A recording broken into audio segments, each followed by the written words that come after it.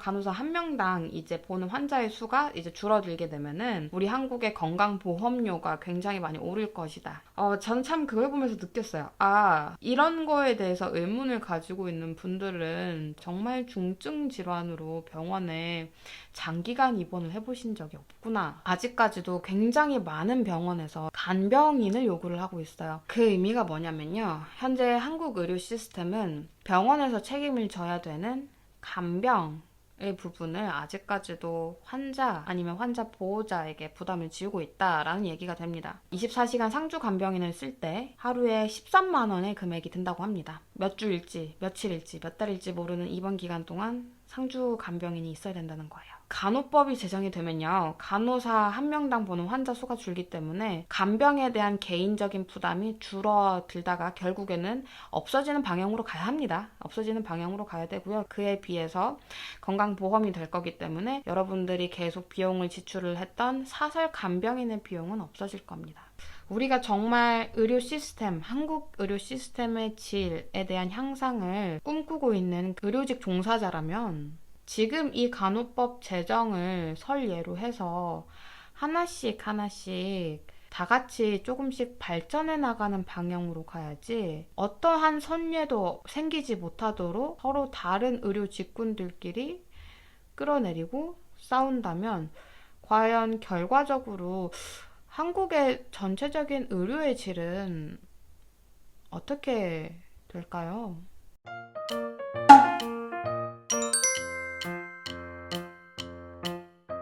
안녕하세요, 조입니다. 오늘도 간호법 관련한 영상을 가지고 왔습니다. 한국의 간호법 제정을 굉장히 소망하는 한 사람으로서 다양한 기사도 보고 있고요. 그리고 영상도 많이 찾아보고 있는 편이에요. 그래서 뭐 이제 찬성하시는 분들의 입장뿐만 아니라 이제 반대하시거나 아니면 잘 모르시는 분들이 가지고 있는 그런 의문점에 대한 영상 등등을 계속 찾아보고 있는데, 그런데 이제 생각이 들더라고요. 이런 분들이 만약에 주변에 정말 실제로 병원 현장에서 일을 하시는 그런 분들이 없다면 아마 그분들이 갖고 있는 의문점에 대해서 답변을 얻기가 굉장히 힘들지 않을까. 그래서 제가 거기서 많이 봤던 댓글이나 이제 질문들 중에서 몇 가지를 추려서 약간 이제 간호법 제정 관련한 Q&A 영상을 만들려고 합니다. 첫 번째로 가장 많이 본 댓글 중에 하나가 어떤 거냐면요. 병원에서 간호사 한 명당 이제 보는 환자의 수가 이제 줄어들게 되면은 고용해야 되는 간호사 수가 늘 거고, 그러면 결국에 그 병원 운영에 굉장히 지장이 가게 될 거고, 더 나아가서 우리 한국의 건강보험료가 굉장히 많이 오를 것이다. 이런 것에 대해서 이제 문제 제기를 하시면서 반대를 하시는 분들이 제일 많더라고요. 그래서 건보료가 올라가서 반대를 하시는 분들이 정말 많았는데요. 전 참 그걸 보면서 느꼈어요. 이런 거에 대해서 의문을 가지고 있는 분들은 정말 아파서 정말 중증 질환으로 병원에 장기간 입원을 해보신 적이 없구나 라는 생각이 들더라고요. 현재 한국은요, 지금 열심히 노력을 하고 있긴 하지만 간호 간병 통합 서비스가 아직까지 자리를 제대로 잡지 못한 실정이에요. 그러다 보니까 아직까지도 간호사 한 명이 보는 환자의 수가 정말 많죠. 그런 기업 병원에서도 정말 적게 봐도 간호사 한 명이 환자를 12명을 보고 있어요. 그리고 평균적으로 한 20명, 정말 많게는 뭐 40명, 뭐 이렇게도 본다고 하더라고요. 이렇게 되면 이제 문제점이 뭐냐면, 간호사가 환자를 너무 많이 보니까 그 환자 한 명 한 명의 기본적인 케어가 해결이 되지가 않더라고요. 그러다 보니까 아직까지도 굉장히 많은 병원에서 간병인을 요구를 하고 있어요. 그 의미가 뭐냐면요. 현재 한국 의료 시스템은 병원에서 책임을 져야 되는 간병 의 부분을 아직까지도 환자 아니면 환자 보호자에게 부담을 지우고 있다라는 얘기가 됩니다. 우리 한번 생각을 해볼게요. 여러분들 가족 중에 한 명이 엄청 아파요. 중증 질환이 있어서 이제 뭐 짧게는 며칠 아니면 길게는 몇 달을 병원 생활을 해야 된다고 이제 생각을 해볼게요. 그러면은 이제 가족 구성원 중에 한 명이 간병인으로서 상주를 해야 된다라는 얘기가 되었을 때, 여러분들은 그 간병을 하는 그 기간 동안 일을 할 수가 없어서 생기는 금전적인 손실이 굉장히 클 겁니다. 그러면 두 번째로 여러분들이 간병인을 고용을 한다고 생각을 해봐요. 한국에 지금 간병인이요, 24시간 상주 간병인을 쓸 때 하루에 13만 원의 금액이 든다고 합니다. 24시간을 같이 있는데 13만 원이면 최저시급도 안 되는 굉장히 열악한 비용이긴 하지만 어쨌든 그거를 떠나서 13만 원이 든다고 해요, 하루에. 그리고 몇 주일지, 며칠일지, 몇 달일지 모르는 입원 기간 동안 상주 간병인이 있어야 된다는 거예요. 여러분들 그러면은 그 비용만 또 얼마예요? 그리고 장기적으로 계속 입원을 해야 되는 그런 질환이 되면은 그 비용은 또 얼마일까요? 건보료 이야기로 다시 돌아가 볼게요. 건보료 오를 겁니다. 오를 거예요. 하지만 한국은 건강보험이 90% 나라에서 지급을 해주고 있고요. 10%만 개인이 내면 됩니다. 하지만 사설 간병인 100% 자가부담입니다. 간호법이 제정이 되면요. 간호사 한 명당 보는 환자 수가 줄기 때문에 간병에 대한 개인적인 부담이 줄어들다가 결국에는 없어지는 방향으로 가야 합니다. 없어지는 방향으로 가야 되고요. 그에 비해서 건강보험이 될 거기 때문에 여러분들이 계속 비용을 지출을 했던 사설 간병인의 비용은 없어질 겁니다. 과연 지금 현재 이 의료 시스템에서 여러분들이 내는 비용이 더 많을까요? 아니면은 제대로 간호법 제정이 확립이 된 이후에 그때 내는 결과적인 지출이 많을까요? 정말 궁극적인 간호법의 혜택은요, 국민들한테 돌아가는 거예요. 여러분들은 더 이상 가족을 간병해야 된다는 스트레스 아니면은 간병인을 고용해야 되는 그 금액적인 손실을 병원이 책임을 질 수 있는 방향으로 가게 된다는 거고요.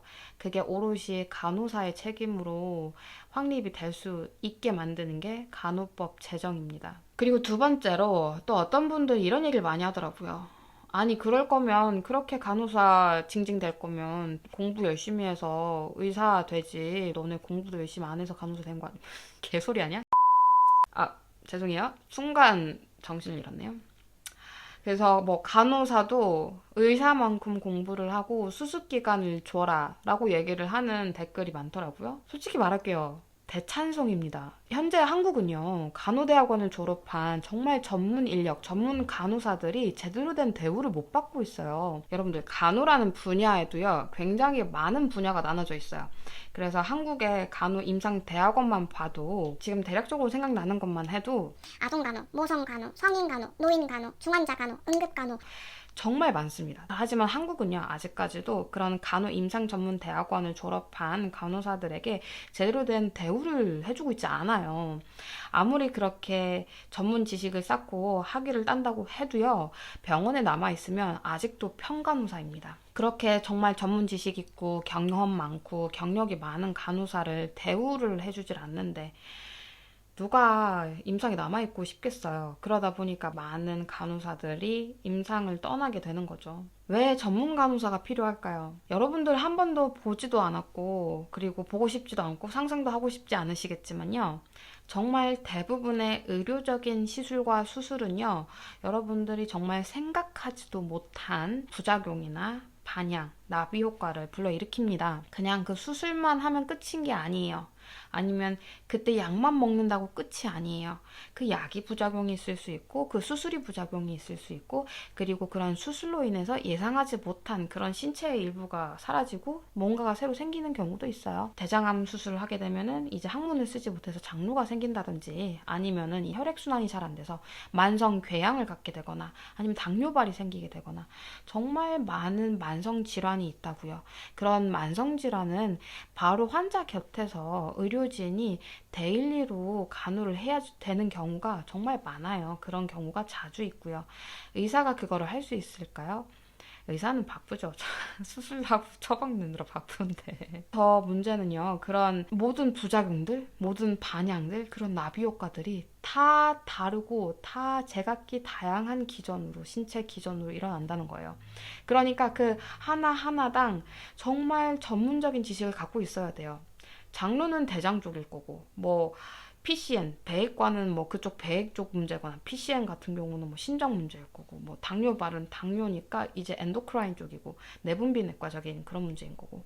다 달라요. 그러면은 그거에 대해서 정말 하나하나 지식이 있고 전문 지식이 있는 의료진이 케어를 해야 됩니다. 여러분들 옆에서 전문 지식을 가지고 간호를 하는 사람이 누구예요? 간호사죠. 이 댓글 남겨주신 분들한테 감사 인사를 남기고 싶습니다. 제발 한국도요, 신규 간호사가 충분히 임상에 적응할 수 있는 수습 기간을 마련해주고, 그리고 이제 그런 친구들이 정말 전문 지식을 쌓고 전문 경험을 쌓아서 대학원 학위를 따게 되면은 그 학위를 딴 만큼 제발 전문 간호사로서 인정을 해주고 대우를 해주는 시스템이 제발 꼭 생기기를 제가 기원을 드립니다. 세 번째로, 그걸로 진짜 말 많으시는데, 아니, 뭐, 간호사 처방의 보조? 그 처방의 보조라는 그 간호법 그 한 구절로 굉장히 뭐라고 많이 하시는데요. 일단은요, 팩트는 그거 바뀌었어요. 그 부분 빠졌고요. 원래 그대로 의료법 그 모습 그대로 갑니다. 처방의 보조라는 말이 싹 빠졌어요. 그걸로 태클 거시는 분들 그만 거시고요. 그리고 우리도 처방 안 하고 싶어요. 여러분들, 우리도 처방 안 하고 싶어요. 알겠죠? 그러니까 이제부터 만약에 신규들 PA로 쓰겠다고 끄집어 내가면은 그거 이제 신고하면 되는 거죠? 불법으로 간호사가 지금 처방을 하고 있는 거니까. 그 병원은 고소할게요. 그러면 되는 거지. 간호사 선생님들도 또 말씀드리고 싶은데요. PA는 간호사 아니에요. Physician's Assistant. 뭐예요? 의사 따까리예요? 너무 좀 심했나? 어쨌든 해외는 PA는 간호사로 인정 안 합니다. 간호사 경력으로 인정 안 하고 아예 다른 직종이니까 해외 나오실 생각 있으신 분들 PA 하지 마세요. 피하세요. 그리고 막 다른 직종에서 다른 뭐 의료 직종군에서 계속 막 잡음이 많이 들리는데요. 일단은 계속 프레임을 간호법이 간호사를 위한 법이라고 하시는데 절대 아니고요. 제가 앞에서 계속 말씀드린 것처럼 이거는 정말 국민의 건강을 위한 법입니다. 여러분들, 이게 기본적으로 만들어지지 않으면은 여러분의 노년 생활, 여러분들이 중증 질환을 앓기 시작했을 때 그때의 생활은 시궁창으로 가신다고 생각하시면 됩니다. 그리고 마지막으로 이 말을 꼭 하고 싶었어요. 여러분, 저는 그렇게 생각을 합니다. 어떤 특정 집단이나 특정 인간을 비난하고 끌어내리고 깔아뭉갠다고 해서 본인이 올라가는 건 아니거든요.